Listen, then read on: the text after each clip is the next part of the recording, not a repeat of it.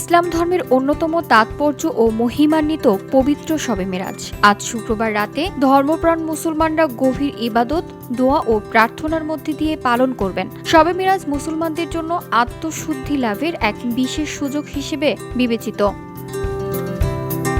এ রাতে মহানবী সাল্লাল্লাহু আলাইহি ওয়াসাল্লাম আল্লাহ তাআলার বিশেষ সান্নিধ্য লাভ করেন এবং মুসলমানদের জন্য 5 ওয়াক্ত নামাজ ফরজ হওয়ার নির্দেশ প্রদান করা হয়। মুসলমানদের মৌলিক ইবাদতের অন্যতম স্তম্ভ নামাজের গুরুত্ব ও তাৎপর্য এই রাতের মাধ্যমে সুস্পষ্টভাবে প্রতিফলিত হয়।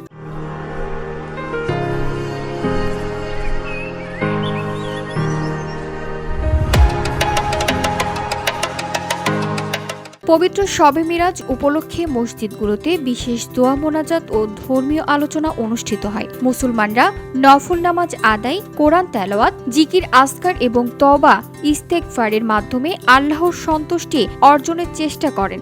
এই বরকতময় রাত মানব জীবনে নৈতিকতা, সংযম ও ইবাদতের গুরুত্ব নতুনভাবে স্মরণ করিয়ে দেয়। VOD Bangla news desk.